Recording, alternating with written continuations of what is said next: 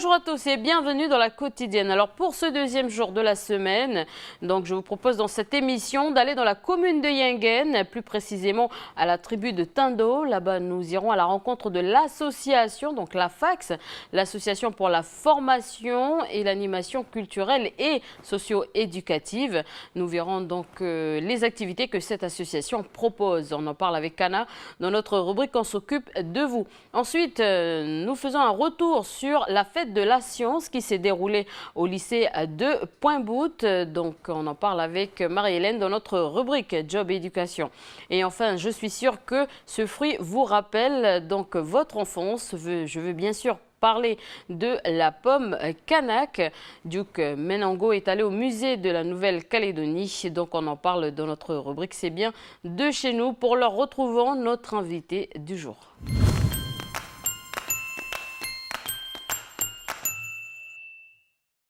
Alors, nous recevons Frédéric Seguin. Bonjour. Bonjour. Alors, vous êtes la directrice du Centre Information Jeunesse de la Nouvelle-Calédonie.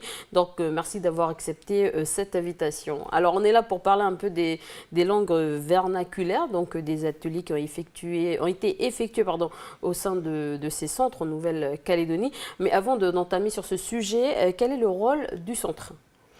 Alors, le Centre Information Jeunesse de Nouvelle-Calédonie est une association qui est destinée à coordonner l'action des points information jeunesse et bureaux information jeunesse qui existent sur le territoire. Mmh.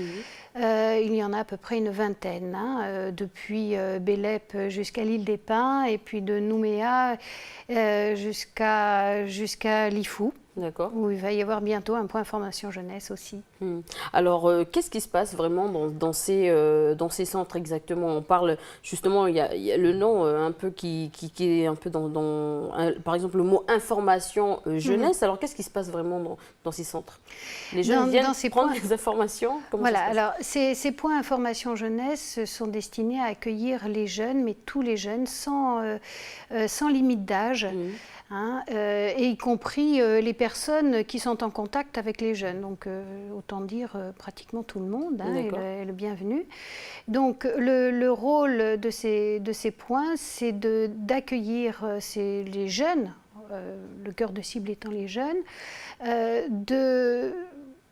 d'accueillir aussi leurs questions, leurs besoins, et puis de répondre à ces questions tout simplement. Il s'agit d'information et non pas d'insertion, parce qu'il y a souvent une confusion entre insertion et information. Donc là, c'est beaucoup plus généraliste. Les informations qu'on peut donner peuvent concerner autant tout ce qui est enseignement, métier, emploi, sport, vacances, loisirs, mobilité vers l'étranger, etc. Les sports, c'est très varié. Alors, quels sont les outils, les supports que justement les agents dans les points formation ont pour informer les jeunes? Eh bien, les points information jeunesse nous font souvent appel pour animer l'information, c'est-à-dire aller au plus près des jeunes pour porter cette information et organiser, par exemple, des événementiels. Et le CIGNC, donc le Centre Information Jeunesse Nouvelle-Calédonie, fabrique des outils destinés à animer cette information. D'accord. Alors justement, il y a eu des outils qui ont été fabriqués pour les ateliers concernant les langues vernaculaires, en sachant qu'il y en a 28 au pays. Alors qu'est-ce que vous avez organisé exactement ? Eh bien, dans un premier temps, pourquoi ces outils sur les langues vernaculaires? Parce qu'on s'est rendu compte au travers des questions formulées par les jeunes qu'il y avait un besoin de renouer avec les langues. C'est-à-dire quoi? C'est-à-dire que la langue française est en train de gagner du terrain sur... Non, mais les jeunes ont envie, pour certains en tout cas, ont manifesté le désir de parler en langue quelquefois. Les points information jeunesse peuvent se trouver à Ouégoua, à Touo, etc. Mais cette information peut être aussi amenée dans les tribus. D'accord. Et donc nous avons approché l'Académie des langues kanak pour savoir si on pouvait initier un partenariat qui nous permette de valider ces outils et d'en faire quelque chose de solide. Voilà. Donc ce partenariat s'est fait et nous avons fabriqué des outils pour les points information jeunesse, mais également aussi, finalement, pour les chargés de mission de l'Académie des langues kanak dans chaque aire coutumière, afin qu'ils puissent eux-mêmes aussi les utiliser. Donc ça fait un emploi double, pas double emploi. Alors, question simple, c'est quoi ces ateliers? Qu'est-ce qui s'est passé dans ces ateliers? Alors, on a appris à compter à langue, on a appris à lire en langue. Comment ça s'est passé? Eh bien, lors de cette journée donc, du 26 septembre, la journée donc, de l'information jeunesse sur ces langues kanak, chaque point information jeunesse a organisé une manifestation comme bon lui semblait. D'accord. Donc certains ont, par exemple, utilisé uniquement les outils du CIGNC et de l'Académie des langues kanak. D'autres ont fait venir des conteurs ou des locuteurs aussi pour parler, donc pour faire vivre ces langues. D'autres ont associé une autre thématique, par exemple celle de la santé, de la contraception, par exemple, la contraception et les langues. Voilà, traduire des mots, voilà. Alors, j'ai vu qu'il y avait aussi, hormis les langues du pays et les langues kanak, il y a aussi le wallisien. Alors, comment a été fait ce choix, finalement, des 12 langues qui ont été, on va dire, travaillées dans ces ateliers? Le choix a été fait avec l'Académie Langue, avec les jeunes? Oui, le choix a été fait avec l'Académie des langues kanak qui a choisi finalement les langues les plus parlées. Hein. Mais ceci dit, les langues vernaculaires, dans les langues vernaculaires, il n'y a pas que les langues kanak, il y a les langues wallisiennes, il y a les langues indonésiennes, pourquoi pas chinoises, pourquoi pas vanuataises, pourquoi pas tahitiennes. Et tout ça, ça va venir. On va fabriquer aussi des outils dans ce sens-là. Donc, il y a eu ces ateliers. Quelle est la suite finalement? Qu'est-ce que vous allez en faire justement de toutes ces informations et toutes les informations que les jeunes ont pu emmagasiner durant ces ateliers? Est-ce qu'il y aura des projets par la suite ou pas? Je dirais à notre niveau, non, dans la mesure où les points information jeunesse ont une mission d'information. Après, c'est aux jeunes de faire quelque chose, de poursuivre. De monter leur projet. Voilà. Est-ce que le centre a des projets aujourd'hui? Ou des informations à passer justement à nos chers téléspectateurs qui nous écoutent? Eh bien, je dirais en projet, on a des podcasts qui vont être diffusés à partir de la fin du mois d'octobre. Ce sont des podcasts qui ont été créés pour dire aux jeunes que leurs problématiques ou leurs questions ont été entendues et on les a traduits donc sous la forme humoristique et pour dire aussi les jeunes parlent aux jeunes. Parce que ça a été fait par une équipe de caméramans et de réalisateurs qui sont très, très jeunes. Et donc, leur faire connaître encore et encore les points information jeunesse, parce qu'aujourd'hui encore, ils ne sont pas assez connus. D'accord. Et je suppose que les points information jeunesse sont en relation. Est-ce que, justement, les jeunes se rencontrent entre eux finalement, parce que les points information sont justement liés? Est-ce que les jeunes des communes se rencontrent entre eux grâce à ces points information? Oui, ça peut arriver effectivement parce que on organise, enfin la province Nord par exemple a organisé une journée information jeunesse province Nord où beaucoup de jeunes de différentes communes se sont rencontrés en un même point et ont rencontré plusieurs partenaires. La force du réseau Information Jeunesse aussi, c'est justement son partenariat avec de nombreuses associations ou de nombreuses institutions. Alors, qu'est-ce que vous pensez, vous, pédagogiquement, qu'est-ce que ça peut apporter finalement de travailler sur les langues vernaculaires? En tant que directrice du Centre de formation jeunesse? Bien, je pense que pour un jeune, renouer avec sa langue est toujours... c'est un moyen de se conforter dans ses racines. Ça, c'est très important. C'est un pont entre les anciens et puis ceux qui sont à venir. C'est très important. On va dire que ça peut les aider finalement à renouer avec, on va dire, la culture. Se réconcilier avec la culture. Voilà, de toute façon, oui. Renouer avec la culture, ça c'est évident. Alors pour terminer cet entretien, est-ce que vous avez un message à passer à la jeunesse calédonienne? Oui, un message. Venez dans les points information jeunesse, venez rencontrer ces informateurs qui sont là vraiment pour vous aider, pour vous accompagner dans vos projets, dans vos questions, dans vos besoins. Éventuellement, vous réaiguiller s'ils n'ont pas toujours la réponse. On n'est pas omniscient, mais par contre, on est là vraiment pour aider la jeunesse. Voilà, donc c'est sur ces mots qu'on se quitte. Merci Frédérique Seguin d'avoir accepté cette invitation. Merci, c'est moi qui vous remercie. Allez, on passe tout de suite à notre agenda du pays.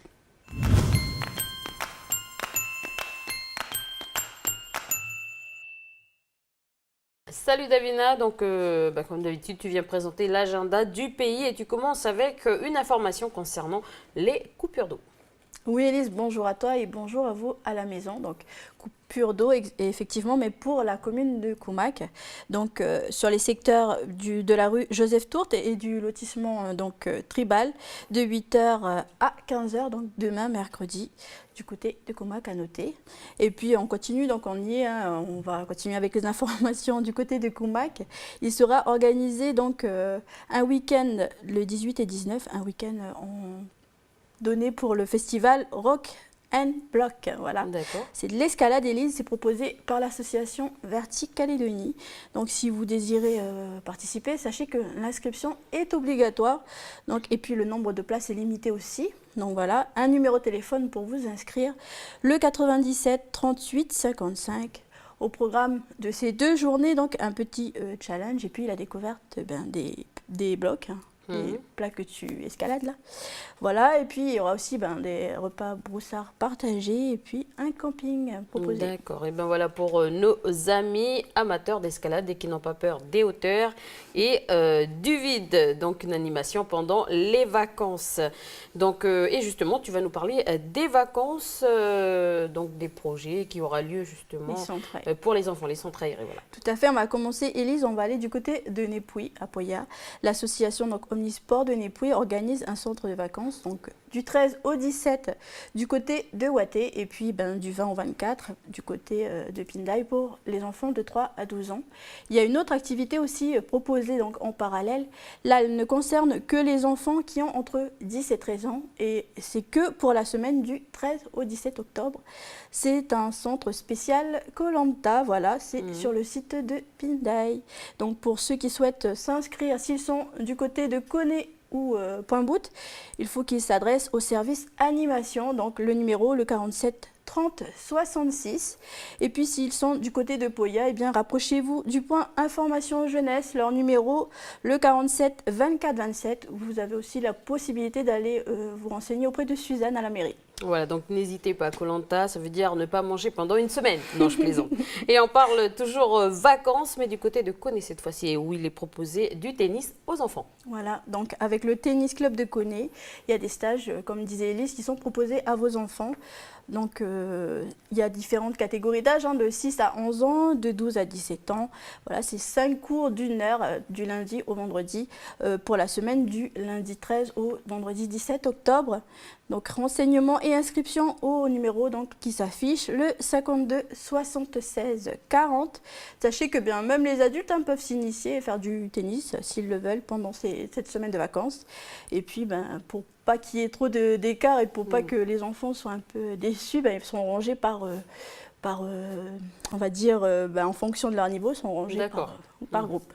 Bon, on va essayer d'aller prendre des cours pendant les vacances. Et puis pour ceux qui préfèrent plutôt la caméra, eh bien des ateliers d'initiation au court-métrage sont proposés à Koné pendant les vacances. Oui, voilà, Élise, comme tu le disais, c'est donné dans le cadre du festival Coup de Ciné. C'est proposé par l'association Koné City, donc comme tu le disais, un atelier d'initiation au court-métrage à la cyberbase de la médiathèque. Donc voilà, l'atelier est gratuit pour ceux qui ont 15 ans au minimum. Notez qu'il n'y a que 10 places, donc renseignez-vous vite au 47 20 65. Donc comme intervenant, il y aura notamment un réalisateur et un scénariste, donc c'est pas rien. Et puis également pour les enfants qui ont à partir de 6 ans, il sera proposé toujours demain et toujours du côté de la médiathèque de venir écouter des histoires et des contes sur les ogres. D'accord. Donc voilà, à partir de 15h, en salle d'animation de la médiathèque de l'Ouest. Et ensuite, on va juste à côté à Pointe-Boute avec l'association Fabamel qui, comme d'habitude, organise des centres aérés. Oui, elle organise en partenariat avec les communes de Koné et de Pointe-Boute ainsi que la province Nord, donc un centre de vacances et de loisirs pour les 2 semaines de vacances, donc du 13 au 17 et du 20 au 24. Donc ces 2 semaines seront rythmées, Élise, par des activités autour du thème Recycle ta planète. Donc voilà, un centre vert, on va dire. Pour ceux qui... Sois pas seul, t'es pas seul. Tout à fait. Enfin, en passant, pardon. Pour ceux qui veulent s'inscrire, vous avez jusqu'au 10 octobre pour le faire. Ça se passe au Château Grimini. Donc les jours d'ouverture sont du lundi au vendredi et les horaires donc 9h midi et 13h 17h. D'accord. Et puis Élise, je voulais, comme on est à Pointe-Boute, te parler d'un concours de pêche.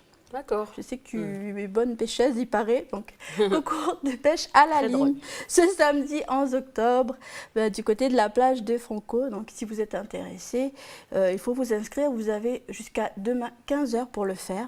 Donc, auprès du service animation de la mairie de Pointe-Boute. D'accord. Je redonne le numéro de téléphone, le 47 30 66. Notez que le concours commencera pas samedi, mais vendredi au soir à partir de 21h. Coup d'envoi, on va dire, de ce concours. Et puis, retour le lendemain, midi, il y aura la pesée, 13h, la remise des prix. Et puis, pour ceux qui vont venir soutenir, qui seront là au bord pour les attendre, oui. et bien voilà, il y a d'autres activités aussi qui vous sont proposées, notamment un concours de pétanque, voilà, en équipe de 2. Et puis, une initiation au tir pour les enfants entre 8 et 16 ans. Et bien voilà, comme ça on occupe tout le monde et tout le monde est joyeux. Et on termine cet agenda avec une info qui concerne le musée de la Nouvelle-Calédonie. Tout à fait, Elise. Donc pour demain, 8 octobre à 18h30, il y aura une causerie qui sera proposée au musée de la Nouvelle-Calédonie. Le thème « Sortir du colonial, la gestion du plurilinguisme officiel dans la République du Vanuatu ». Donc à l'honneur le Bislama. 2 intervenants, donc Leslie et Paul Tabot. Donc Leslie, elle, est ethno-linguiste, donc voilà. Et puis Paul, lui, est écrivain et poète. Ils viendront donc débattre du thème et puis parler de la langue Bislama. Voilà. D'accord. Eh bien, merci Davina. On va terminer en Bislama. Un tomorrow pour l'agenda du pays. Je vais rester en français. Vaut mieux à demain, Élise, et au revoir tout le monde. Alors, on retrouve Duke pour notre rubrique C'est bien de chez nous.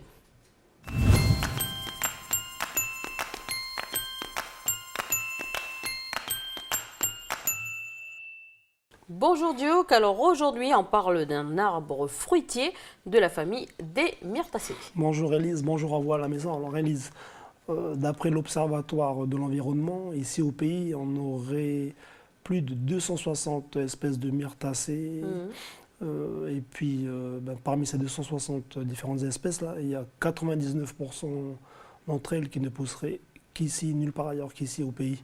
Alors, parmi dans cette grande famille de myrtacées, les plus connus sont des arbres. Alors, ces arbres les plus connus, là, chez nous, c'est le goyavier, le jamelounier, le jambosier et aussi le niaouli. Et justement, Duc, tout récemment, on a noté l'apparition d'une maladie qui atteint les myrtacées. On parle depuis 2013 de la rouille du goyavier. C'est ça, Elisa. Alors, on appelle cette maladie la rouille du goyavier, mais en fait, c'est un champignon qui atteint toute la famille des dimyrtacées, donc tous les arbres qu'on a cités au début, et puis le reste de leur grande famille. Alors, cette maladie-là, en fait, c'est dû à un champignon, comme on vient de le dire, qui s'appelle le Puciniapsis. Puciniapsis, en fait, c'est un champignon couleur rouille qui serait originaire d'Amérique du Sud, d'Amérique centrale. Et puis voilà, le courant 2005-2010, certains botanistes ou les professionnels un peu des végétaux auraient repéré ça sur Hawaï et puis sur quelques-unes de nos îles voisines du Pacifique. Et puis c'est donc tout récemment, donc en 2013, l'année dernière, qu'on aurait relevé la présence de ce champignon en farino. Mais toujours d'après l'Observatoire de l'environnement, certaines autres zones que farino, d'autres zones que farino seraient atteintes en province nord par exemple, et puis aussi il parle même de certaines pépinières de vallée Nouvelle-Calédonie à Goro. Certaines pépinières seraient atteintes par cette maladie-là, par ce champignon-là. Alors justement, quel est l'effet de ce champignon sur nos myrtacées? En fait, le champignon va s'attaquer il va se développer, va s'attaquer aux jeunes pousses, aux jeunes feuilles de ces arbres, il s'attaque même aux fruits. Il va déformer les feuilles, déformer les jeunes pousses, là, et il va même empêcher le développement de ces myrtacées, de ces goyaviers, de ces jamelonniers et tout. Et puis à terme, l'arbre en lui-même, il peut mourir, quoi. La plante peut être amenée à mourir. Alors, de ce champignon, pardon. Et donc pour les personnes qui désirent justement des renseignements sur cette maladie qui atteint les végétaux, il faut se rapprocher du service du gouvernement, donc la DAVAR, la Direction des Affaires vétérinaires, alimentaires et rurales.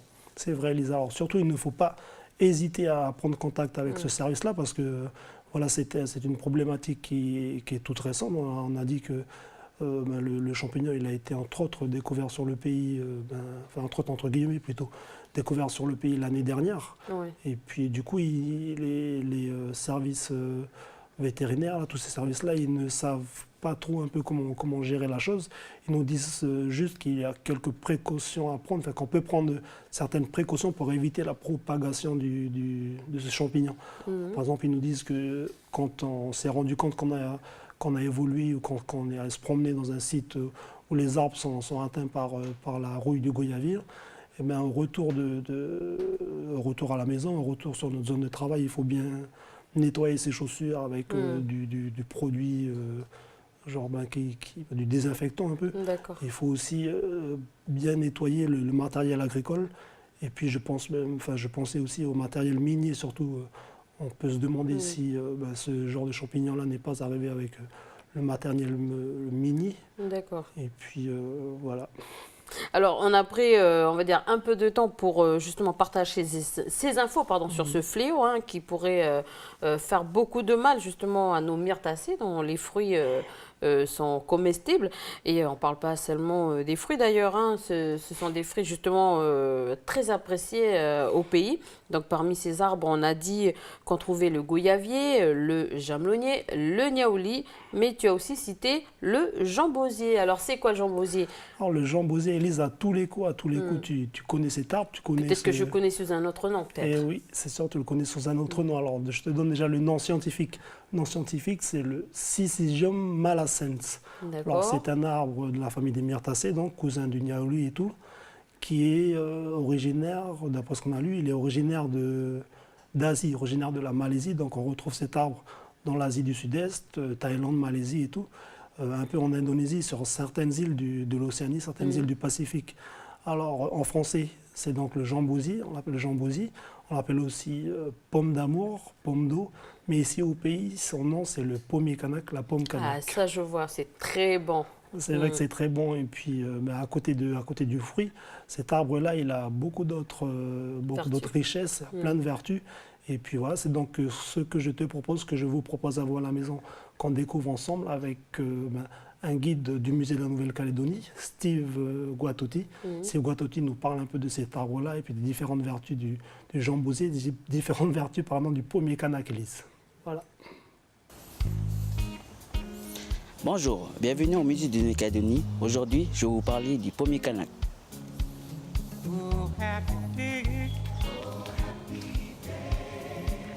On est en dessous le pied de pomme kanak, pommier kanak, ou sinon jambosier.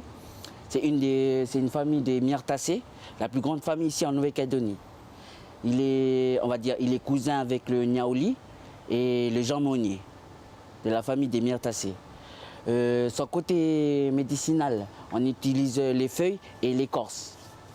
Sinon comestible par ses fruits. Donc je vais parler d'abord par son écorce. La décoction, on l'utilise pour calmer la diarrhée et ses feuilles pour la grippe.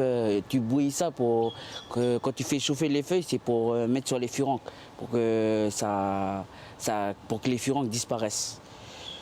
Et puis aussi pour son écorce, pour l'anesthésie des douleurs de dents. La décoction, on coupe en carré, un petit carré comme vous voyez ici là. On coupe en carré, on arrache. Après, on met dans une casserole, on met un peu d'eau. Après, on la trempe dedans. On fait bouillir jusqu'à ce que l'eau elle devienne rouge. Et c'est là que tu éteins et tu laisses un peu refroidir jusqu'à qu'elle est tiède. C'est là que tu peux la rincer avec ta bouche. Là où il y a la douleur et ça calme la douleur des dents. Ça, c'est pour les dents. Sinon, pour la décoction alimentaire, tu peux... pareil. Et tu la bois à un bol direct pour les intoxications alimentaires. C'est-à-dire, quand tu as mal au ventre, tout ça, que ça tourne, non, tu utilises ça là pour bien nettoyer. C'est comme une purge aussi. Les feuilles, c'est on utilisait pour calmer les diarrhées. Quand tu as la diarrhée, tu prenais les feuilles, tu faisais bouillir et tu buvais et ça calmait la diarrhée. Ou sinon, pour les furoncles, tu fais chauffer la feuille et tu mettais sur le furoncle et ça disparaissait dans la journée. Ça, les gens qui ont mal aux dents, c'est les collègues. Hein. C'est les collègues ici au musée qui prennent ça là. Ou des fois, c'est des touristes quand ils sont, ou des gens qui viennent ici. Quand ils tombent malades, ils ont besoin ou ils ont la fièvre ou la grippe, tout ça là. Ils demandent l'écorce ou les feuilles, ils viennent cueillir. Ou sinon les enfants, on les donne quand ils ne se sentent pas bien. Quand ils ont mal au ventre, tout ça. Ici en Nouvelle-Calédonie, les gens, ils aiment bien planter à côté des maisons. C'est pour l'ombre et c'est pour ses fruits aussi. Comme les enfants, ils aiment manger les fruits de pomme canac. Et ce fruit-là, cet arbre-là, il donne 3 fois dans l'année. Parce que je dis 3 fois parce que ce pomme canac là, elle a donné ici 3 fois. 3 fois dans l'année. Et là, elle a donné, mais c'est pas trop ça. Je crois que c'est à cause du climat, ça a déréglé un peu. Et sinon, quand ça donne ici au musée, ça gaspille par terre. Les oiseaux, ils viennent, ils mangent, puis ça fait tomber par terre. Puis moi, je ramasse. Nous, avec les collègues, on ramasse, on fait un tas pour faire, on fait des semis. Et les semis, on met dans des pots. Et les pots, quand les gens ils arrivent, ils demandent, on prend les pots puis on donne à eux. Ou sinon, quand on a des visites du musée ou des visites du jardin, on fait des ateliers avec des gosses sur les pommes canac. On donne à eux pour partir avec eux à l'école pour planter chez eux après. Ça dépend du pommier canac, hein, parce qu'il y a les pommiers qui sont blancs, il y a les autres qui sont roses et l'autre qui est bien rouge. Celui-là, il est bien rouge, celui-là. Les rouges, roses. Dedans, la graine, elle est comme une boule, comme une bille. Mais, ouais, une bille comme ça, là. Elle est blanche. Et la chair, elle est bien juteuse, bien sucrée. Excellent. Pour ça que les enfants, ils aiment le fruit de cet arbre-là. Quand le pommier canac qui fleurit, il donne des fleurs mauves, roses, comme ça, là. Mais quand ça tombe au sol, mais ça fait un tapis rose joli, là. C'est merveilleux. Que du bonheur. Quand le fruit il est petit comme ça, là, il est vert blanc. Après, quand il grossit, ça rosit, ça devient rose un peu blanc, toujours. Et quand ça grossit, c'est à terme, ça rougit, mais ça rougit comme... c'est bien rouge. Et puis c'est sucré, mais sucré excellent, quoi. C'est bien sucré. Puis ça là, ça attire déjà aux îles, ça attire les roussettes. C'est un des fruits que les roussettes, quand ça mûrit là, ben les roussettes ils attaquent. Par exemple ici aussi, ici le pommier kanak, quand ça y est, les fruits ils donnent là, c'est les perruches qui arrivent dessus pour bombarder. Puis nous on est là, nous on ramasse les restants quoi, mais eux, c'est eux qui bombardent les rouges, tout ça là. Après on est là, hey, laissez un peu pour nous.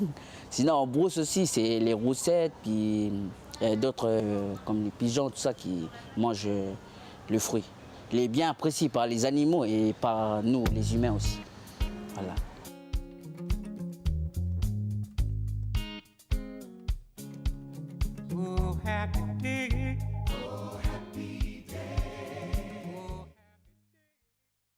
Voilà, donc on se rend compte de la richesse de cet arbre, d'où la nécessité de les protéger donc des maladies telles que, justement, on l'a dit tout à l'heure, que la rouille du goyavier et comme on l'appelle ici, la rouille du goyavier. Et puis cet arbre fruitier peut mesurer près de 15 mètres de hauteur. Donc on peut consommer le fruit, bien sûr, mais tu disais également que cet arbre avait aussi des vertus. Hein. Oui, on a vu à travers le reportage là, les différentes vertus médicinales. Oui. Je voulais juste ajouter que voilà, là où les jeunes qui ont participé au reportage, ces jeunes-là, lorsqu'ils sont allés cueillir les fruits et puis cueillir les feuilles et récolter un peu l'écorce pour la décoction, ils sont allés demander à un vieux de Tchapout, un grand-père de Moravel. Et puis voilà, en même temps, le vieux il nous disait, on lui a dit que voilà, c'était pour réaliser un reportage sur les vertus médicinales, un peu thérapeutiques de cet arbre. Et puis lui, il nous a aussi partagé une de ses connaissances. Il nous a dit, voilà, c'est vrai que pour les différentes intoxications alimentaires, on peut boire ce qui est ressorti là lorsqu'on a fait bouillir les feuilles.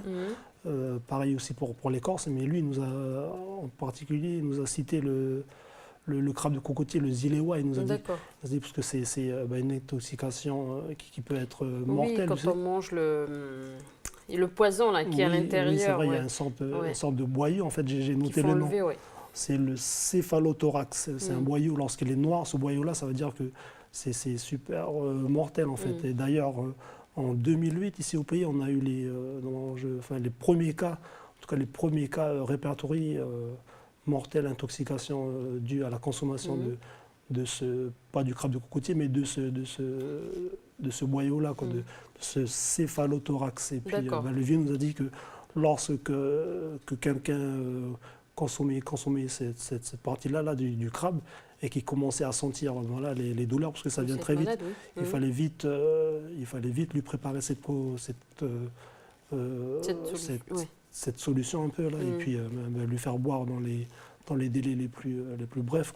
D'accord, de faire boire l'écorce de jambosier avec boire dans de l'eau. C'est ça. Du coup, voilà, on s'est enrichi aussi en réalisant ce reportage. Il nous a appris une autre vertu. Et voilà, donc on n'est pas ni dans Côté Plante, ni dans Grandeur Nature, mais on est dans la rubrique C'est bien de chez nous parce que, on va dire que ce fruit, on adore le manger ici, ça fait rappeler notre enfance et puis voilà, on adore déguster ce fruit. Oui, et puis nous, on a appris, comme je dis, on a appris plein de choses à travers ce reportage. Et puis, je voulais juste rajouter qu'il y aura, dans notre rubrique C'est bien de chez nous, on va faire une petite série de reportages qui concernent un peu ces arbres fruitiers, tout ça qu'on peut retrouver dans nos jardins, dans la ville ou dans nos tribus. Et puis mettre en valeur un peu, partager un peu les différentes vertus, les différentes richesses de ces arbres fruitiers-là qu'on a juste au coin de nos yeux, on va dire ça comme ça. Voilà, il faut regarder C'est bien de chez nous. Merci Duke. Merci Elise, merci encore à vous à la maison de nous avoir suivis. Alors, on retrouve Anna pour notre rubrique On s'occupe de vous.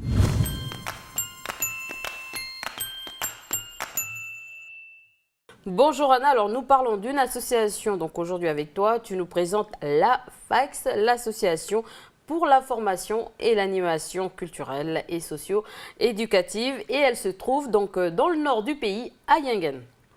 Bonjour Élise et bonjour à vous. Oui, je vous emmène bien à Yingen, donc à Yehen, en langue fouaï. Il faut savoir qu'il y a 4 langues qui sont parlées dans la région d'Yengen.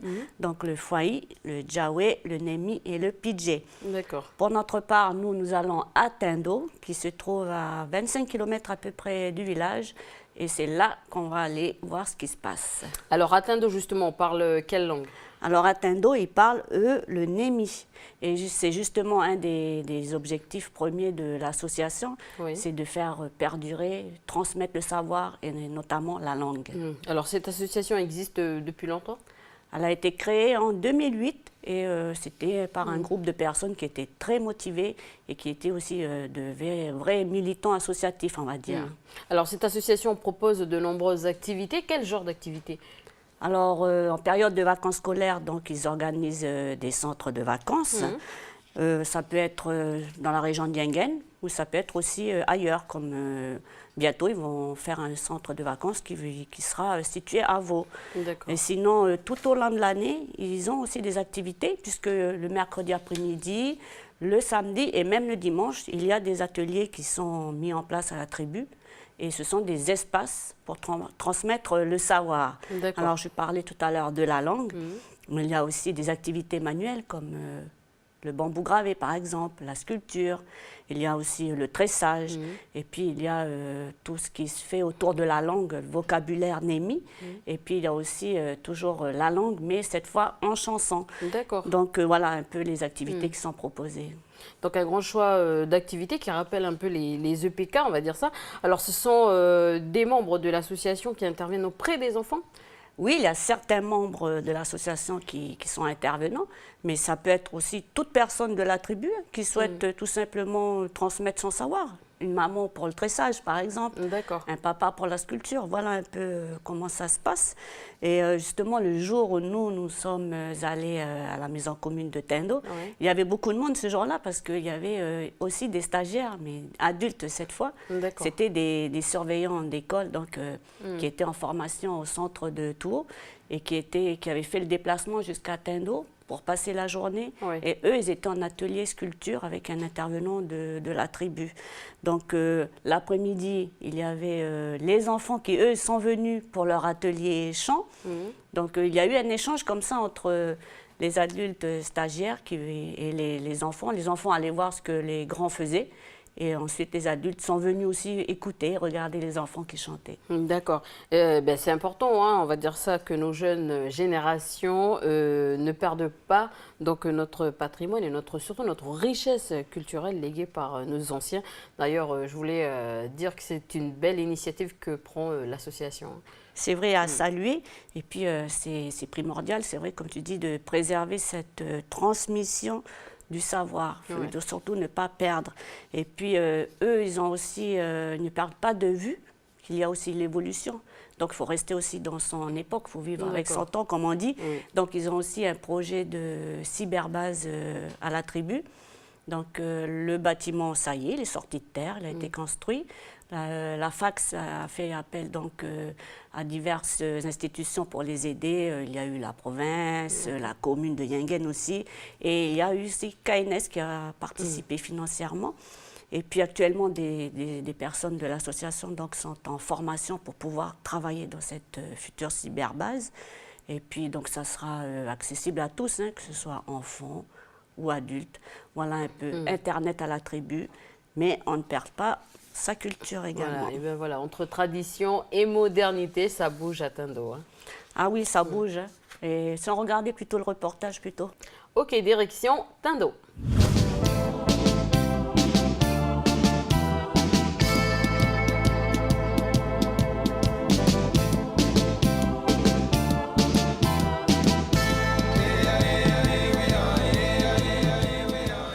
Je suis le président de AFAX. C'est une association pour la formation et l'animation culturelle et socio-éducative. On organise il y a des activités du mercredi, il y a la sculpture, il y a les banderies, il y a des contes. Enfin, il y a des trucs à nous qu'on essaie de réapprendre aux gosses. On organise des centres de vacances. Comme là, prochainement, il y a un centre de vacances à Vaud qui va se faire. On travaille d'abord avec la tribu, avec toutes les associations de la tribu, un groupe de femmes, les jeunes, le conseil des anciens, le conseil des chefs de clan. Nous sollicitons les associations qui peuvent nous aider dans les trucs qu'on fait. Parce que voilà, comme avec la province, la mairie et KNS, on a fait construire une cyberbase ici à la tribu pour les jeunes. Voilà un autre travail qui est là, concret, qu'on voit. Tout à l'heure, on a une réunion là, on a fait un petit assemblée générale. Comme tous les mois, on fait des réunions en fin de mois, au début du mois, pour bien caler les travaux qu'on fait. Puis voilà, on termine, puis on voit la suite du travail dans le mois qui suit.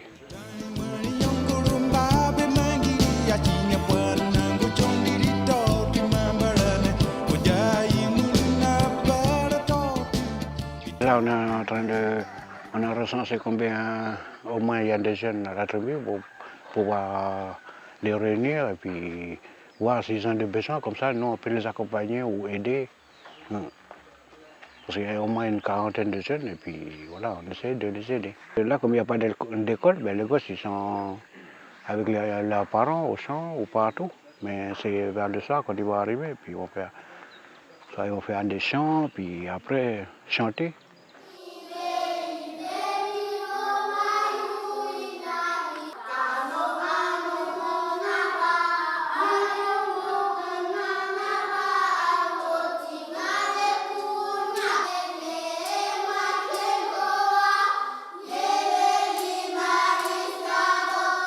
Pour les activités, ben, nous on recense ceux qui ont des connaissances au niveau culturel, qui peuvent apporter à nos enfants. Ben, voilà, celui-là qui peut faire la sculpture, il fait.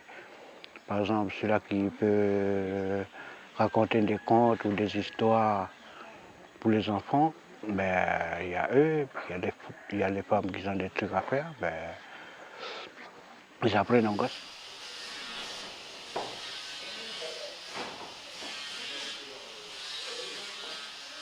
Là, on suit une formation qui a pour but d'apprendre des techniques pour pouvoir transmettre après aux enfants. On a commencé lundi avec le bambou gravé et aussi hier on a fait le conte. Et là, maintenant, nous sommes à la tribu de Tendo pour faire la sculpture sur savon. C'est l'ACAF qui organise cette formation, avec le partenariat du vice-rectorat et puis de la DFICH Province Nord. Voilà, nous sommes là pour une semaine. Et puis nous venons de tout le pays, quoi. Pas uniquement des éducateurs de la Province Nord, il y a aussi d'autres qui viennent du sud. Voilà.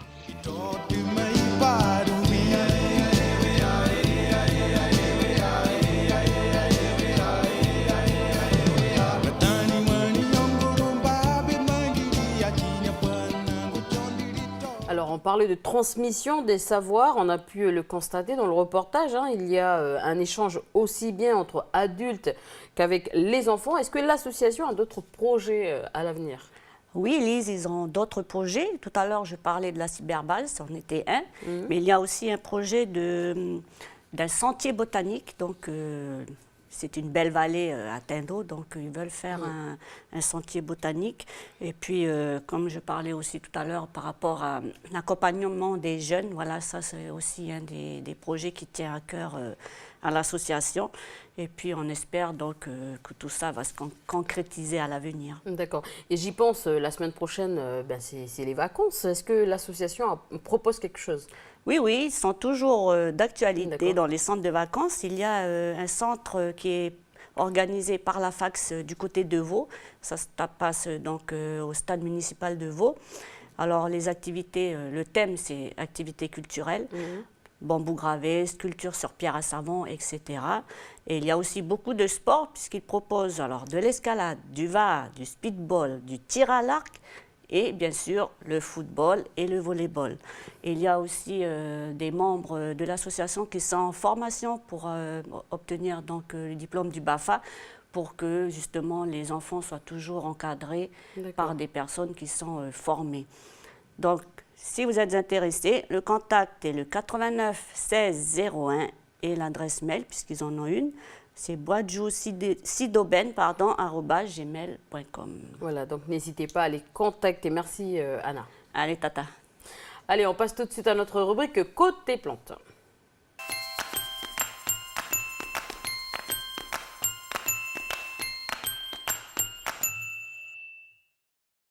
Bonjour Bernard Suprin, et encore une fois je vous retrouve pour la rubrique Côté plantes.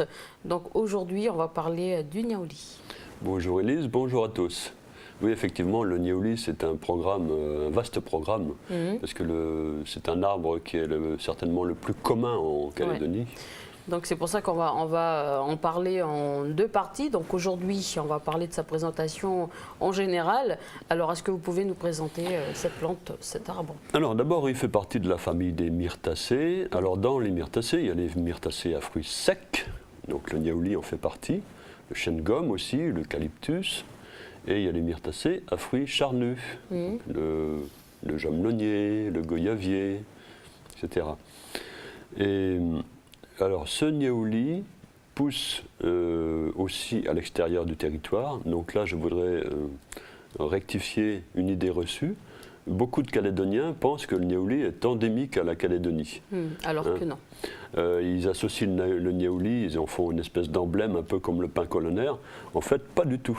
Le niaouli, on le trouve aussi en Australie, on le trouve aux îles Salomon, en Nouvelle-Guinée, et puis il a été planté un peu partout, notamment au Sénégal, en Floride.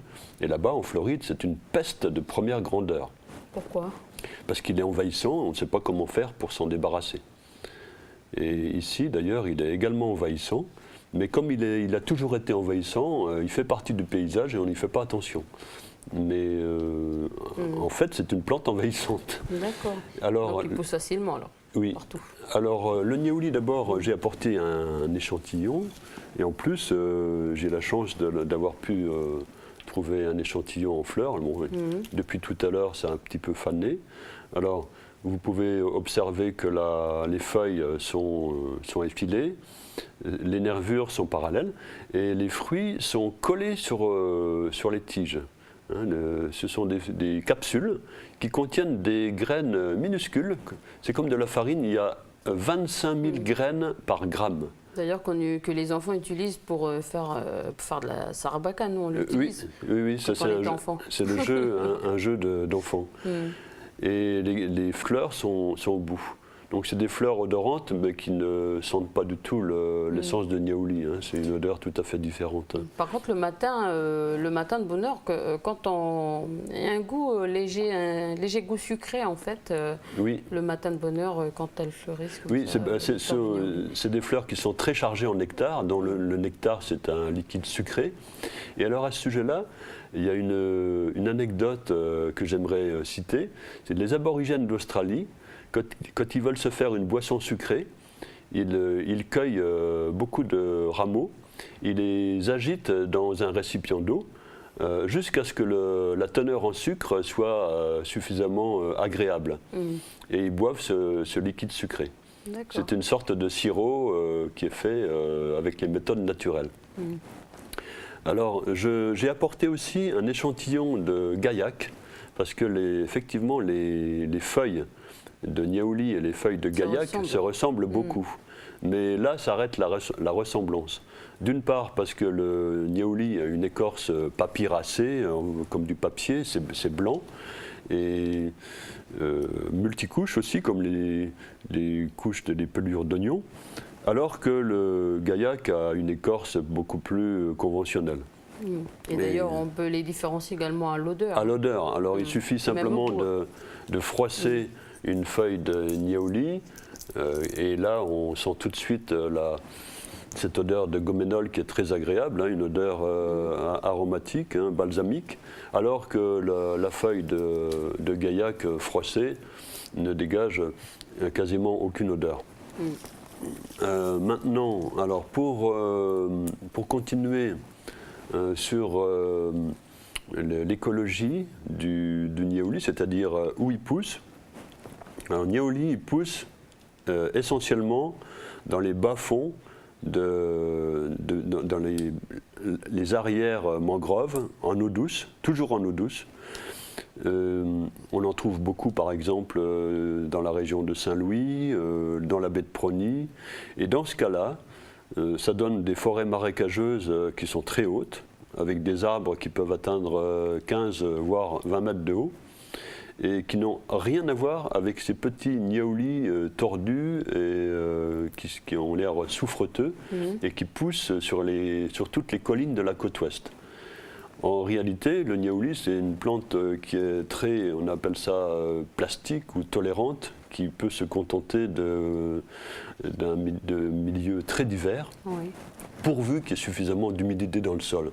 Alors si ces niaoulis poussent si bien sur les collines de la côte ouest, c'est parce que ces collines ont un substrat, c'est-à-dire un sol très argileux qui retient l'eau.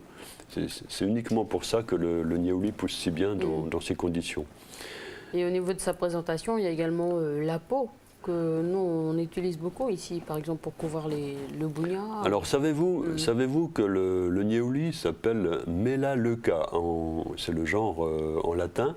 Alors Melaleuca, ça veut dire noir-blanc.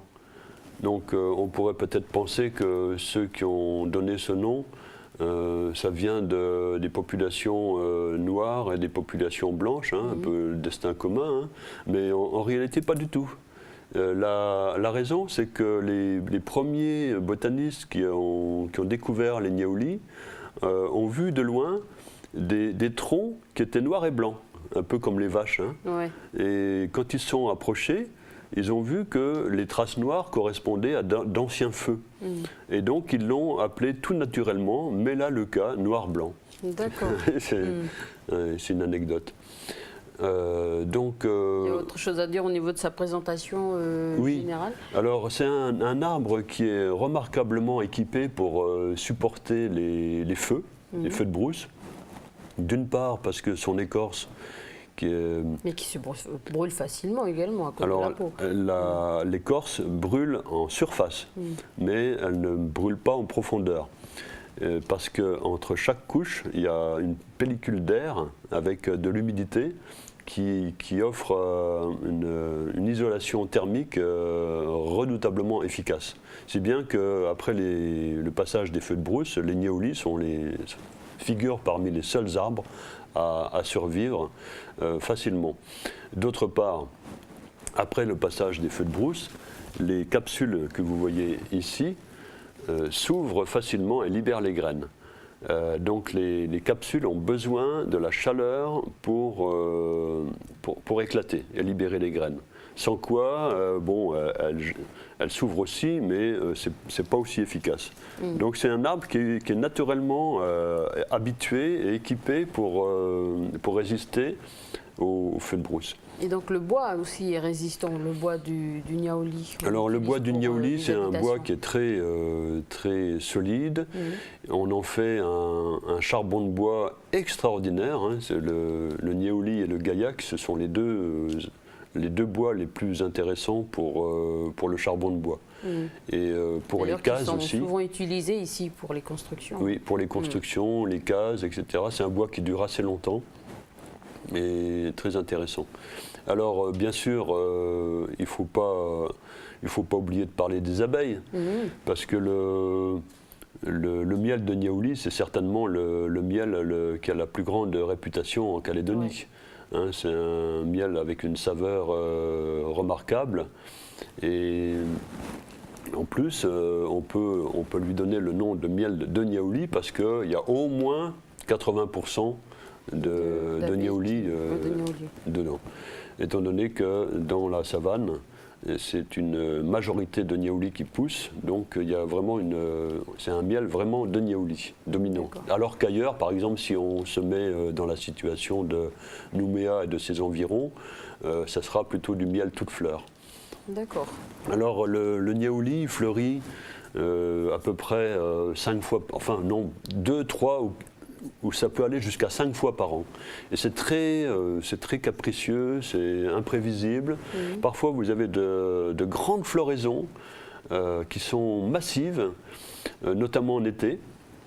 Et puis parfois vous avez des petites floraisons ridicules comme en ce moment là. Là j'ai une floraison partielle.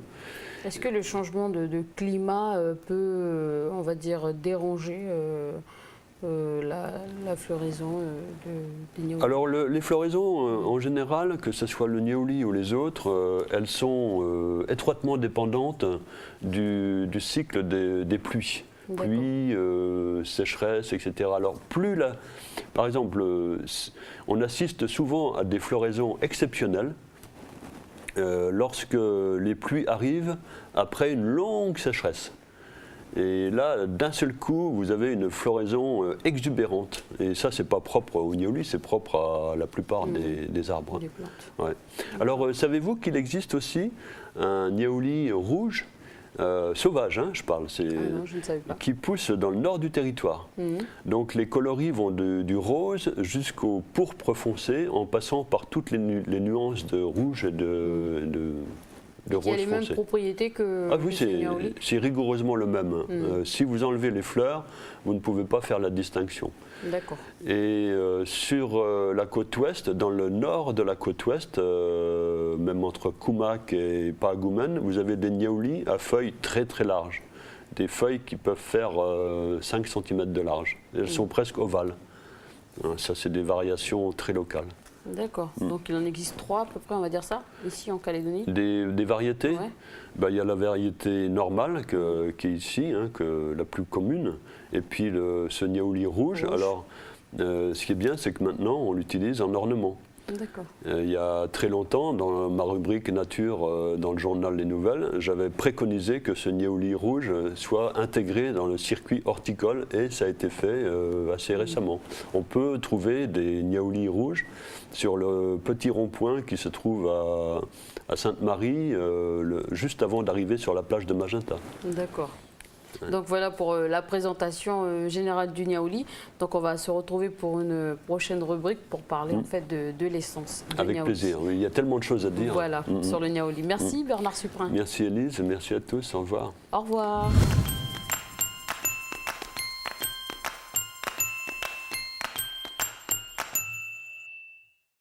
Bonjour Marie-Hélène, alors aujourd'hui on revient sur un événement qui a duré plusieurs jours au pays. Je veux parler de la fête de la science. Oui, bonjour Élise et bonjour à vous, chers téléspectateurs. C'est vrai qu'on va revenir sur cet événement qui a duré pas moins quand même de 15 jours sur l'ensemble du territoire. Donc tu te doutes bien que cette fête de la science est un moment important pour les scolaires, mais aussi pour les enseignants et puis les profs de physique, tous ceux qui sont passionnés de sciences et même les élèves d'ailleurs. Je pense qu'il y a plein de petits génies ici en Nouvelle-Calédonie. Eh bien oui, et puis aussi pour les scientifiques, parce que voilà, ils se retrouvent tous pour partager ce moment-là. Alors on va suivre un petit peu nos petits savants en herbe. Alors comme on disait, c'est vrai que cette fête de la science permet une approche ludique des matières scientifiques. C'est toujours bien de faire des projets en même temps que la théorie. Mais oui, parce qu'en fait, c'est vrai que les matières scientifiques, elles laissent toujours croire en fait qu'elles sont un petit peu inaccessibles et qu'elles sont réservées en fait à une élite, alors que pas forcément. On peut réussir en tout cas à les vulgariser justement grâce à ces 1001 expériences, qui sont donc réalisées par les élèves. Et tu sais pertinemment qu'il n'y a pas que la physique dans les matières scientifiques, Élise. Il y a aussi la biologie, exactement, la chimie, aussi les mathématiques, elles en font partie. Il y a toujours besoin de mathématiques dans la chimie. Et puis on va dire que apprendre en s'amusant, c'est le meilleur moyen qui soit pour retenir les choses, on va dire ça. Eh bien oui, parce que du coup, on apprend justement, on comprend, on va dire, des choses qu'on n'aurait peut-être pas compris grâce à la théorie. Et puis le fait de mettre en pratique, c'est toujours mieux, c'est vrai. Alors justement, pendant la fête de la science, on sait que les élèves ont travaillé sur des projets, ils vont donc réussir à expliquer leur démarche scientifique et puis aussi expliquer au public là où ils ont voulu en venir. Donc ça va leur permettre aussi de défendre leurs idées et puis de s'exprimer aussi, aussi à l'oral plus facilement. Et puis ce qui est bien, c'est qu'on retrouve justement cet événement dans les 3 provinces, donc dans le nord, le sud et les îles Loyauté. C'est pas plus mal. Ah bah oui, ça c'est profite super. à tout le monde finalement. Exactement. Donc pendant les 15 jours, bah, justement, il y a eu le lycée de Pointe-Boute qui a ouvert les festivités. Ensuite, la Fête de la Science s'est déplacée donc sur les îles Loyauté, à Lifou, et puis pour la première fois à Marais. Et ensuite, elle s'est terminée en fait du côté de Boulary, donc voilà, au Mont d'Or, en province sud. Donc je peux te dire que ça a regroupé pas mal de jeunes. Hein. Et ça doit représenter une sacrée organisation.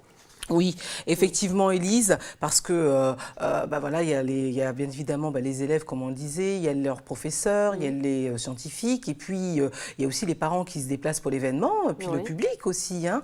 Donc il faut gérer tout ça. Moi, je peux te donner quelques petits chiffres, si tu veux, Élise, concernant la participation, si tu veux, des personnes. Donc on avait à peu près 400 élèves donc, du côté de Pointe-Boute. On en avait 319 du côté de Lifou.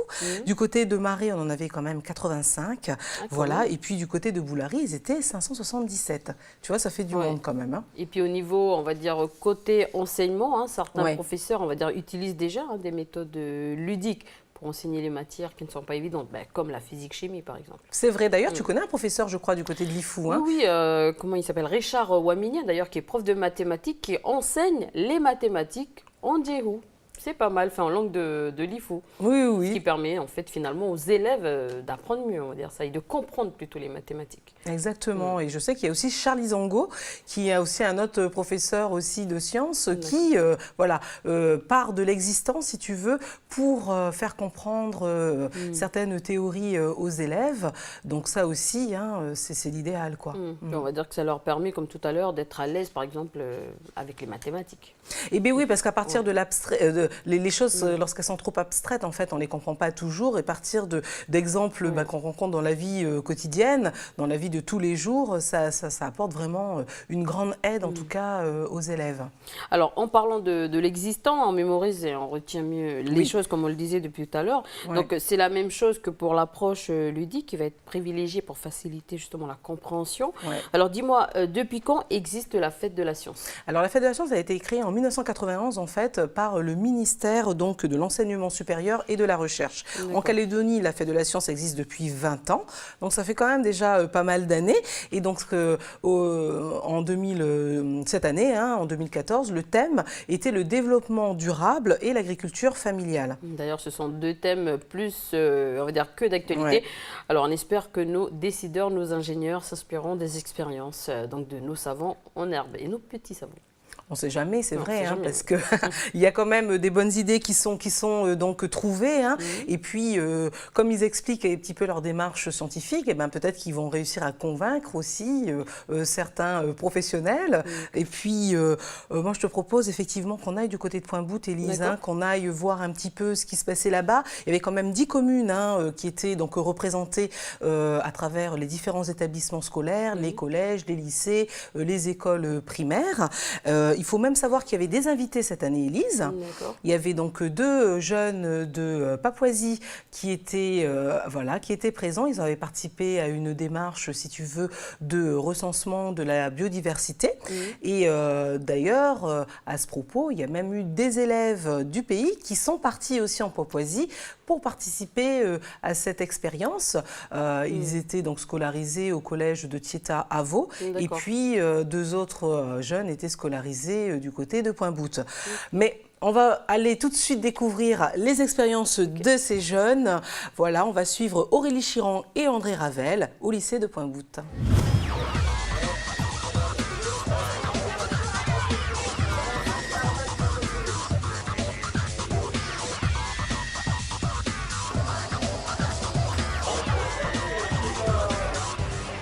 La Fête de la Science, c'est un événement annuel qui est mis en place par le ministère de la Recherche, par le ministère de l'Éducation, par l'État, en métropole et ici. Ici, en Calédonie, depuis 20 ans, nous faisons la Fête de la Science. Elle a une importance de plus en plus grande. Cette année, donc, en province Nord, nous n'avons jamais accueilli autant d'élèves.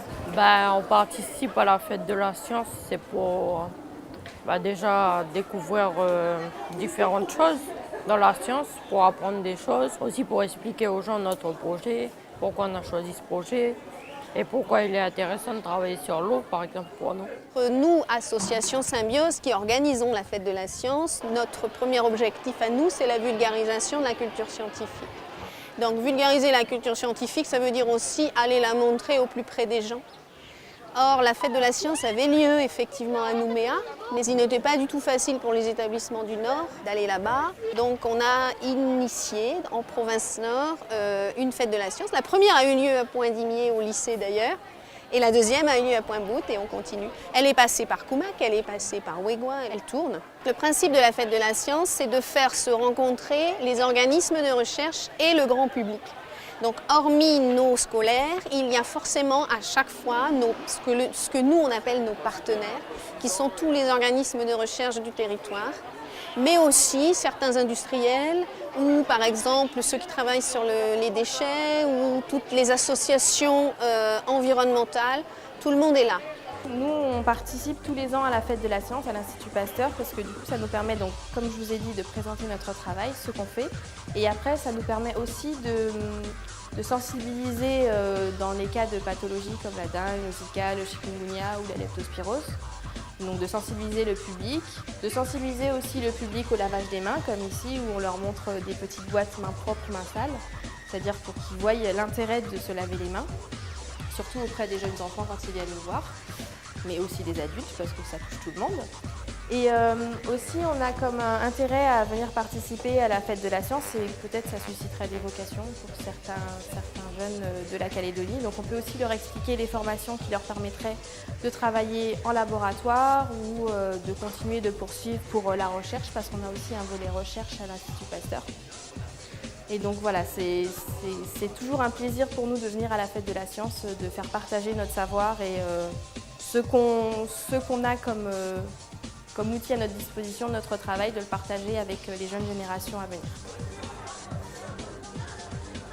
J'y participe chaque année parce que il suffit de regarder et de voir autour de nous. En fait, on a énormément d'expositions sur des thèmes complètement différents où justement les enfants, c'est à la fois un moyen de présenter leur travail et également d'aller voir le travail des autres. C'est-à-dire qu'en plus, ce jour-là où ils vont pouvoir récolter les informations qui sont liées justement à la science.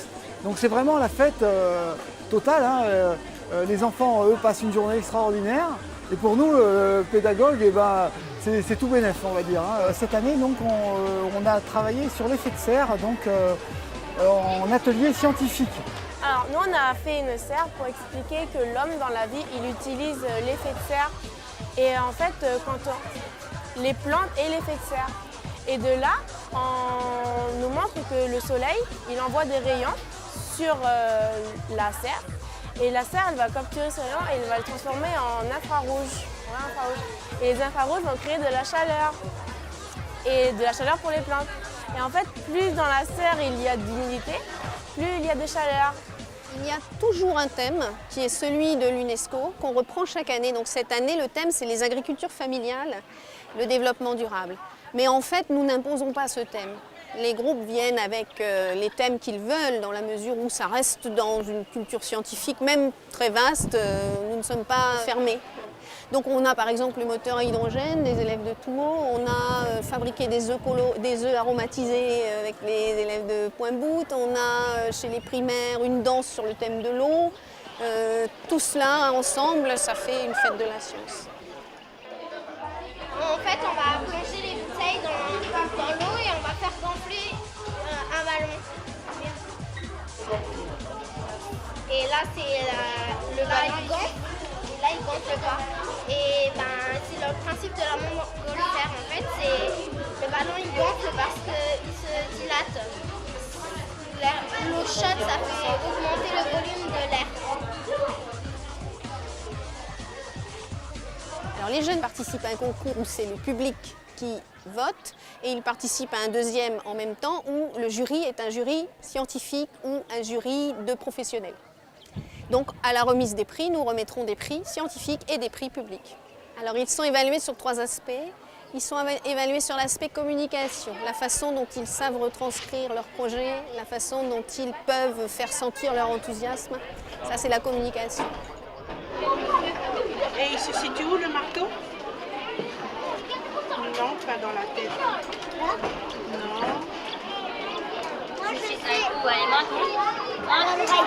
Dans l'oreille. Le deuxième aspect, c'est le contenu scientifique, bien sûr.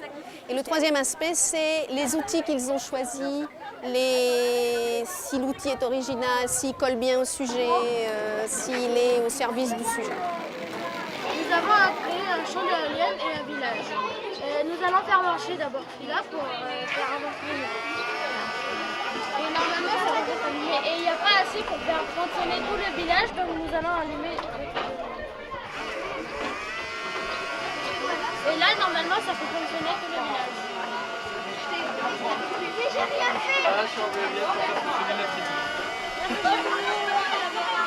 J'aimerais remercier tous ceux qui sont venus parce que ça représente quand même un investissement, ça représente pour les établissements un transport, ça représente pour les enseignants qui encadrent les groupes des heures souvent de travail en atelier scientifique. Ça représente pour les élèves, pour certains élèves, un moment très stressant où on se met en avant, où il faut parler devant des gens, où on sait qu'un jury va passer, qu'il va évaluer le travail. C'est une situation qui n'est pas habituelle et c'est une situation qui est, à mon avis, extrêmement formatrice pour nos jeunes. Et souvent, quand ils l'ont fait une fois, malgré le stress, ils veulent recommencer. Prix scientifique collège, le premier prix revient à la vie de l'eau pour le collège de Wégua. Et le prix est remis par Madame Elisabeth Hollande.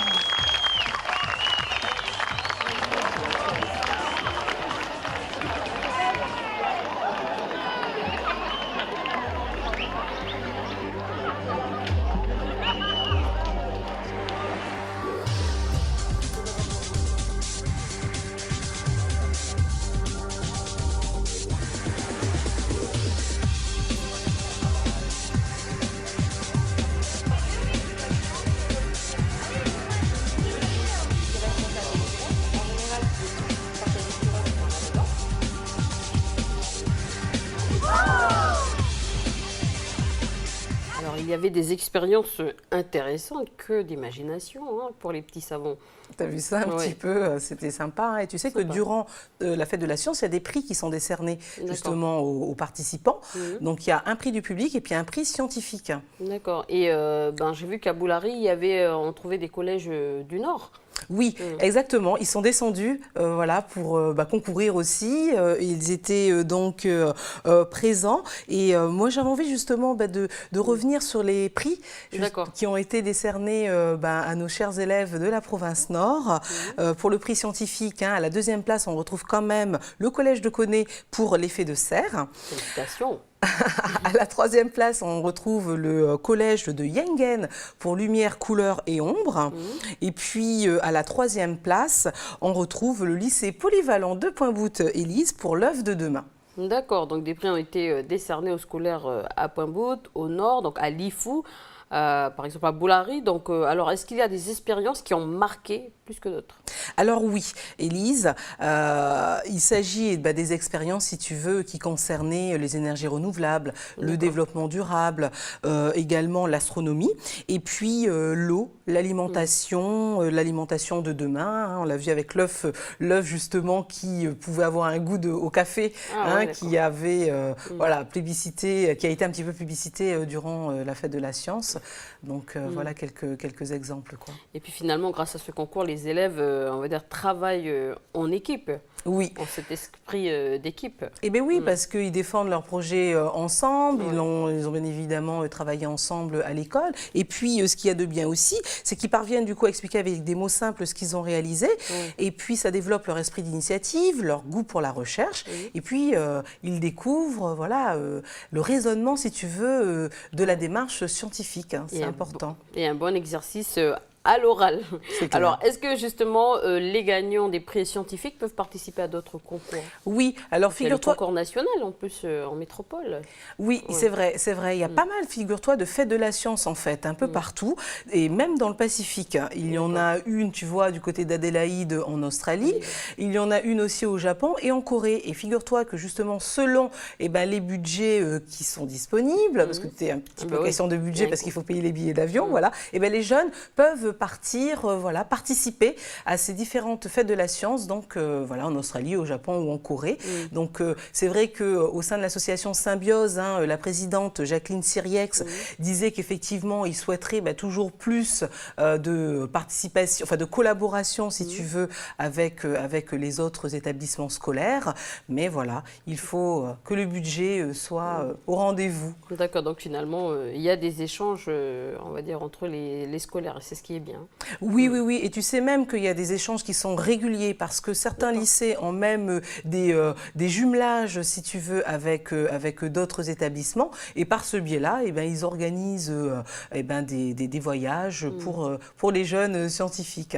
Bon, ben voilà, merci de nous avoir parlé de la fête de la science, et on continue, tu restes avec nous, donc pour parler brève formation, et l'association Semea Puero Wero donc organise un stage de qualification sur le thème surveillance des baignades. Alors oui, Élise, ce stage il s'adresse plus particulièrement aux personnes qui sont déjà titulaires du brevet d'aptitude aux fonctions d'animateur, hein, le fameux BAFA. Donc si vous êtes titulaire de ce BAFA, n'hésitez pas à vous faire connaître auprès de l'association, hein, puisque le stage que vous avez déjà, ou sinon, pardon, les personnes qui ont déjà effectué un stage donc dans un centre de loisirs ou un centre de vacances agréé, hein, sont aussi les bienvenus. Donc si on est intéressé, on peut contacter l'association. Alors jusqu'à quand faut-il postuler et à quelle date se déroule cette formation? Alors les inscriptions se clôturent en fait le 10 octobre, hein, donc il ne faut pas tarder. Voilà, la formation elle commencera donc le 5 novembre pour se terminer le 12 novembre, Élise. Donc pour vous renseigner, appelez le 471 471 ou bien hein, vous pouvez vous rendre sur le site internet dont voici l'adresse poirawaro.nc. Alors, j'ai entendu parler d'une présélection au concours d'infirmiers. Est-ce que tu peux nous en dire plus? Oui, alors cette présélection, si tu veux, elle s'adresse donc aux personnes qui travaillent déjà dans le domaine sanitaire et social. Voilà, donc il faut qu'elles justifient d'une expérience de 3 ans hein, pour pouvoir déposer candidature. Mais les personnes qui ne travaillent pas encore dans ce domaine-là, dans le secteur social ou de la santé, peuvent aussi postuler. Il faut par contre qu'ils justifient d'une expérience professionnelle de 5 ans. Alors, comment les candidats vont-ils être sélectionnés? Alors, il faut bien évidemment retirer un dossier, voilà, hein, et puis le remplir, donner toutes les pièces nécessaires. Et puis, ces personnes-là vont passer donc une épreuve écrite, hein, qui est donc prévue le 15 novembre à Nouméa. Alors, où est-ce qu'on peut récupérer les dossiers? Alors, il faut donc se rendre dans les points d'information jeunesse, dans les missions d'insertion des jeunes, ou bien se rendre directement à l'Institut de formation des professions sanitaires et sociales, hein, l'IFPSS, hein, où on peut retirer un dossier. Ensuite, une fois que votre dossier est prêt, hein, il faudra donc le déposer directement à l'IFPSS, ou sinon l'envoyer par courrier Élise, hein, voilà. Voilà, et la date limite pour permettre d'envoyer vos dossiers, c'est le 17 octobre. Et bien, comme beaucoup de choses se passent au pays au niveau de la formation, eh bien, Marie-Hélène nous parle d'une prépa littéraire, surtout dans le domaine des classes préparatoires plutôt pour les grandes écoles. Oui, alors on sait qu'au lycée Jules Garnier, il existe déjà une prépa scientifique depuis plusieurs années. Alors, il s'agit donc de la classe prépa ATS pour adaptation technicien supérieur. Donc, on peut y accéder avec un BTS, maintenance industrielle, un BTS électronique ou bien un BTS assistant technique d'ingénieur. Hein. Donc, on sait que cette prépa, elle a une grande renommée parce que tu sais qu'elle se classe parmi... elle est classée dans le top 20. Donc, oui, c'est ce que me disait justement André Gable, le proviseur du lycée La Pérouse. Donc voilà, hein, c'est bien pour nous, quoi. Ensuite, il y a 2 autres prépas Élise, on le sait, au lycée du Grand Nouméa. Hein, il s'agit donc de la prépa ECT pour économique et commerciale option technologique. Et puis, il y a une deuxième prépa qui est ouverte cette année au mois de février, qui s'appelle la prépa ECE pour économique, commerciale et économique. Donc voilà pour le point sur les prépas qui existent aujourd'hui. Quoi. Et pour les étudiants et ceux qui seraient intéressés, qui peut postuler donc à l'entrée d'une classe prépa. Alors pour les classes prépa, là, dont je viens de te parler, au lycée du Grand Nouméa, la prépa ECE et la prépa ECT, alors il faut être titulaire d'un bac économique et social ou d'un bac scientifique. Les titulaires d'un bac littéraire sont également les bienvenus, ils peuvent postuler s'ils ont une option mathématique. Alors au programme, il y a donc des maths, de la culture générale, il y a de l'analyse économique et puis de l'analyse historique également.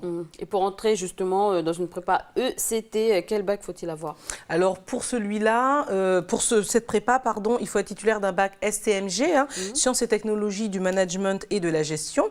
Alors au programme, on a donc de l'économie, du droit, de la gestion et puis bien évidemment de la culture générale. Et qu'en est-il justement de la prépa littéraire? Alors cette prépa justement, qui va ouvrir ses portes en début d'année prochaine au lycée La Pérouse, elle peut concerner les élèves qui sont en internat d'excellence au Juvénat, au lycée La Pérouse. Donc le professeur André Gable, justement, il me disait que c'est suite à une enquête qu'ils ont décidé d'ouvrir cette nouvelle filière d'orientation. Donc les élèves qui sont scolarisés à Docamo, à Blaise Pascal ou bien même au lycée Antoine Kella à Poindimier sont concernés par cette formation Élise. Et même les jeunes qui sont au lycée français de Port-Villa peuvent aussi postuler, figure-toi. Oui. Alors au programme, il y a pratiquement toutes les langues vivantes, donc l'allemand, l'espagnol, le japonais, il y a bien évidemment le français, il y a aussi les langues dites mortes, le grec et le latin, et puis de l'histoire, de la géographie, de l'anglais, voilà, un programme assez complet et assez chargé. Alors, il faut avoir un bac spécifique pour tenter sa chance, je suppose un bac littéraire. Oui, exactement Élise, mais les titulaires d'un bac économique et social ou d'un bac scientifique peuvent également déposer un dossier. D'accord. Et si les élèves ne réussissent pas le concours tant convoité, quelles sont les autres possibilités? Alors, si tu veux, si on ne va pas jusqu'au bout, on a la possibilité, si tu veux, de faire valoir ces crédits. Alors, ces crédits d'enseignement, en fait, on les obtient au fur et à mesure, si tu veux, des années que l'on passe en prépa. Donc, on se constitue comme ça un petit crédit et ensuite, on peut entrer en 3e année d'une licence pour poursuivre vers d'autres horizons. Bon, voilà, il y a un plan B pour ceux qui seraient intéressés. Et est-ce qu'il est encore temps, justement, information importante, de déposer un dossier de candidature en prépa? Oui, bien sûr. Alors pour la prépa littéraire, justement, il est possible de déposer un dossier jusqu'à fin novembre, pardon. La date limite, c'est donc le 21 novembre. Il y a une vingtaine de places de disponibles, Élise. Alors les terminales qui sont boursiers ou non boursiers, doivent s'adresser au secrétariat de leur établissement, donc n'hésitez pas. Ou bien vous allez sur le site internet du vice-rectorat pour télécharger le dossier de candidature. Alors pourquoi faire une prépa littéraire, Élise? Tu as une petite idée quand même. Pour ceux qui sont intéressés par l'art, par la littérature, pour être prof d'anglais, de français. Exactement, Élise. Et puis il y a également d'autres perspectives. On peut aussi accéder à des grandes écoles, comme l'école normale sup, si tu veux, qui est donc une école qui se trouve en métropole. On peut aussi accéder à une licence information et communication du côté de la Sorbonne, qui se trouve à Paris. On peut également, si tu veux, intégrer des écoles comme des écoles de journalisme, des instituts d'études politique. On peut aussi entrer dans des écoles de bibliothécaires ou bien des écoles d'art aussi. Tu vois, il y a tout un tas de perspectives. Alors, est-ce qu'être un bon élève suffit?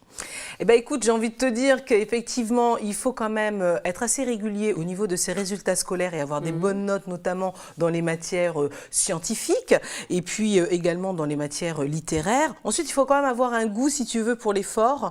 Il faut avoir envie de faire des études longues.